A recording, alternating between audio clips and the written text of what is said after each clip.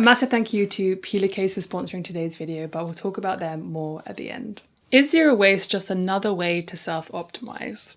In 2019, American journalist Tolentino published an essay in her New York Times bestseller Trick Mirror called Always Be Optimizing. The ideal woman of today, Tolentino argues, has glossy hair and the clean, shameless expression of a person who believes she was made to be looked at. She is often luxuriating when you see her on remote beaches, under stars in the desert, across a carefully styled table, surrounded by beautiful possessions or photogenic friends. But the key to this ideal is that she is always optimizing. That is to say, she is always looking for ways to improve herself or add to her appeal.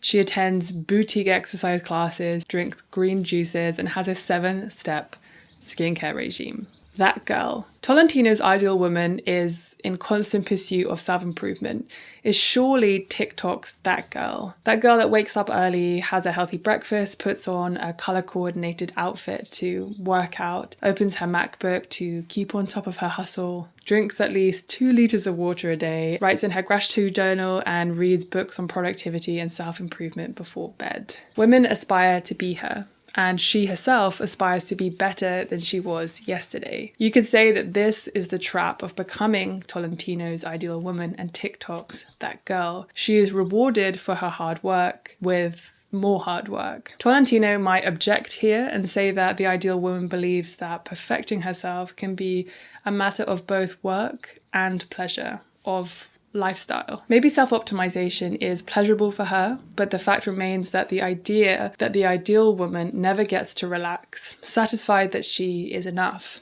The ideal itself is predicated on the active pursuit of perfection, always just out of reach. For many, becoming that girl might feel like turning every month into January, like preparing for a hot girl summer that never comes. Or should we look at it more positively? Does it promote a healthy approach of focusing on the process rather than the results? Maybe. But I suspect that many positive feelings that may result from waking up at 5 a.m. are more tied to one's satisfaction at triumphing over the need for sleep, rather than because it feels good to wake up that early. Maybe it doesn't always feel good to wake up early to work out, to write a gratitude journal, but it sure as hell does feel great to think of yourself as the type of person who does these things. But what is this connection between that girl and zero waste? Recently, I have been considering whether the zero waste lifestyle has been annexed as a social media tool for the ideal woman or man or gender non-conforming individual to self-optimize. It is a small step to imagine Tolentino's ideal woman or TikTok's that girl with a cupboard full of perfectly arranged mason jars or carrying a tote bag with a reusable coffee cup. It's important to make the distinction here between the individual private interpretation of zero waste living and the public social media representation of this lifestyle. What I am talking about is the latter. What you see when you search zero waste on Pinterest or Google Images, it's all products. It's all the stuff that we can buy. Of course, I recognize that unless you are self-sufficient, most people will need to buy things. But it's interesting that the internet represents zero waste as just a different collection of stuff. Although it may be heavily curated, unrealistic, and overly concerned with aesthetics, this version of zero waste can tell us something about ourselves, about what we deem the acceptable face of this lifestyle, and that we are willing to display to the world. For better or worse, it has emerged as a zero waste ideal, and as with all ideals, we criticize it and we roll our eyes at it, but we want it all the same. The rise of self-optimization. With the rise of self-optimization, crazes such as building habits, the KonMari method, productivity and tracking sleep, steps, and anything else you can imagine, you could argue that the zero-waste ideal has been subsumed into this pursuit of relentless self-improvement. Self-help or self-improvement materials have been around for a long time, but really started taking off in the latter part of the 20th century. Self-improvement books of the 20th century tended to focus on emotional healing, get rich quick, or losing weight. The embodiment of this era of self-help is Bridget Jones, a beneficiary of the second wave of feminism in the 70s and 80s, which fought against the idea that all women should be satisfied with being a housewife and mother. Bridget lives alone in a flat in London, works at a publishing company, and has some sexual freedom. But her priorities are decidedly post-feminist. She is preoccupied with dreams of romance and marriage, and losing weight is partly how she believes she will realize this dream. More recently, with new technology and more attention directed to data, tracking the self-help has become normal. I recently watched a TikTok video showing how a guy tracked his days to work out what made a good day for him. 20 years ago, some people may have been using data to track their days like this, but it would have been limited to individuals who were seen as a kind of quirky. In 2022, the combination of social media's ability to share globally and our increasing attention towards data to self-optimize, I can guarantee that a lot more people will be tracking like this. The self-optimization movement has uncovered more and more ways in which we are deficient. It's no longer enough to take the Bridget Jones approach to self-improvement, working out, giving up smoking and alcohol, and reading self-help books. Now we don't take enough daily steps, our nocturnal heart variability leaves something to be desired, or we haven't filled in our habit tracker for 3 whole days. It reminds me a bit of the scene in Mean Girls where Katie's eyes get open to all the things that could be wrong with her appearance. Self-optimization as a lifestyle. I think the different strands of self-optimization have 3 things in common, also shared by the zero waste ideal. A focus on the aesthetic, specifically the kinfolk aesthetic, which I'll talk about in a second. The rejection of waste or excess, whether it be of time, space, packaging, even parts of our bodies. And a preoccupation with order, organization, and cleanliness. So if you haven't heard of Kinfolk, it's a lifestyle magazine launched in 2011 with a design aesthetic which has a huge influence on, and among other things, Instagram. Summer Allen, founder of the Conspiracy Tumblr, described the magazine as this: a constipated manual for minimalist tryhards and mushroom foragers, full of photographs of obsessively staged gatherings and didactic articles on simple living. Kinfolk describes itself as this: delving deeply into home, work, style, and culture. Kinfolk promotes quality of life and connects a global community of creative professionals from London to Tokyo. Think bird's eye view photos of lattes with foam leaf patterns, minimalist interiors, and a neutral colour palette. The Kinfolk aesthetic has become so dominant on Instagram that most would just recognise it as the Instagram aesthetic itself. Self-optimization social media has embraced the Kinfolk aesthetic with gusto. When we view this kind of content on social media, we see that the ideal self-optimizer has stripped back everything in their life, so there is no surplus, no waste.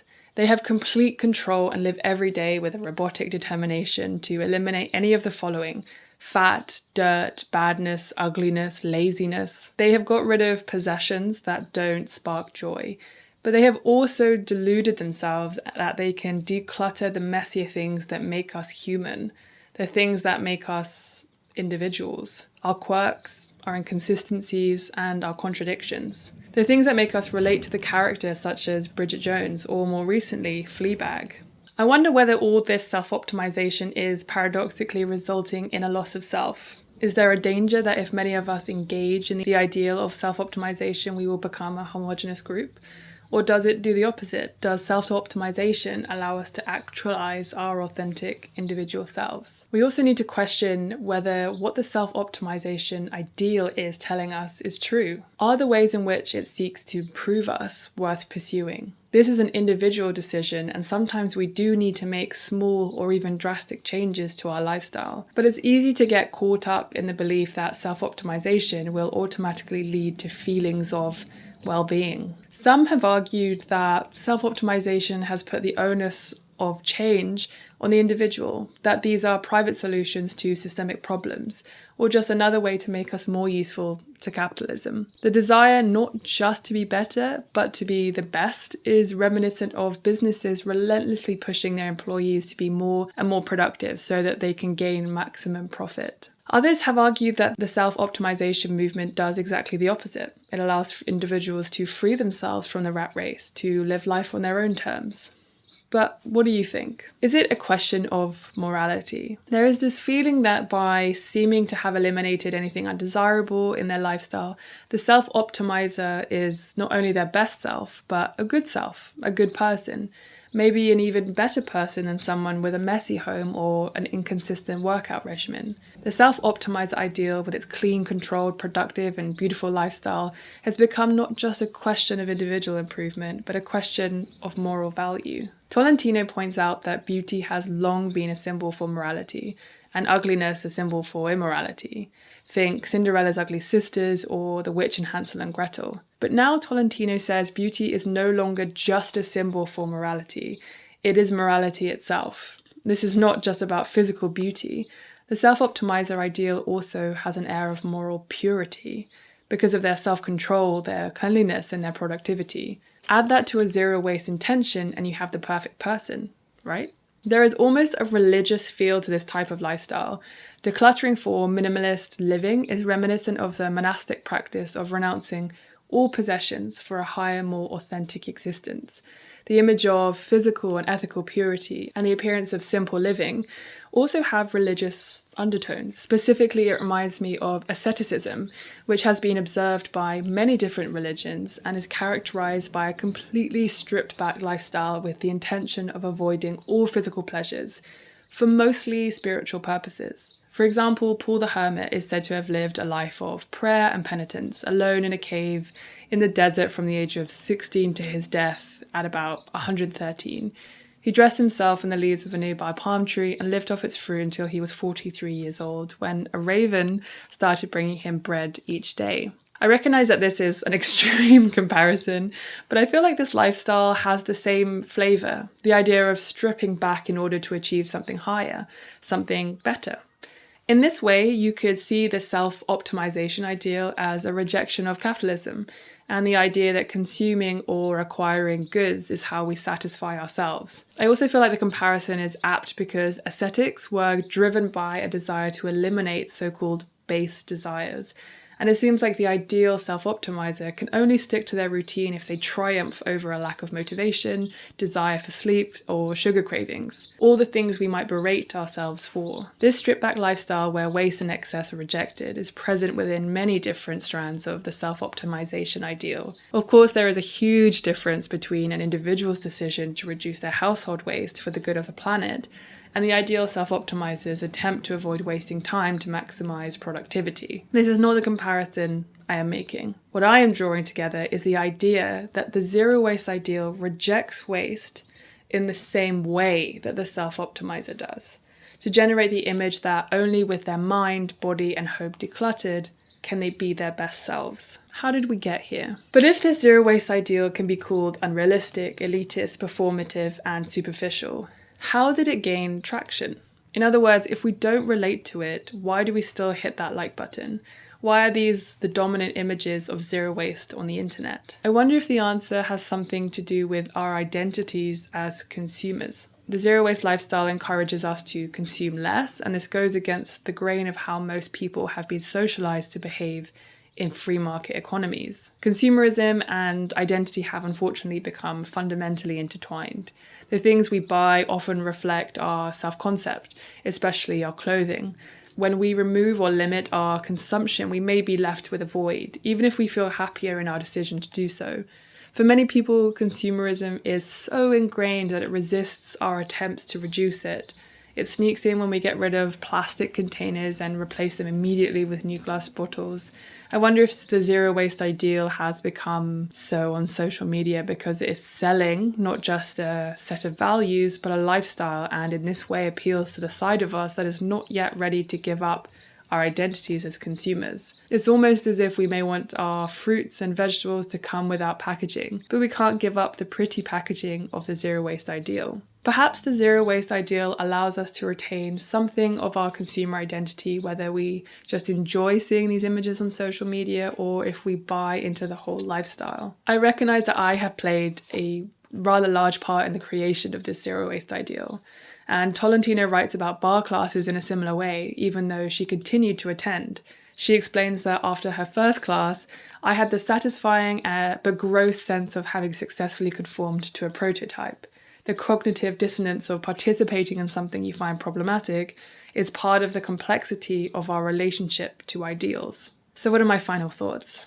I want to make it clear for the final time that this video essay is not about individuals trying to do their best, either for themselves or for the planet, or both. It's about interrogating the systems and culture that are inescapable in the modern world. Zero waste, the reality rather than the ideal, remains a powerful tool for challenging these systems, but we should forgive ourselves if we are seduced by the packaging of the ideal.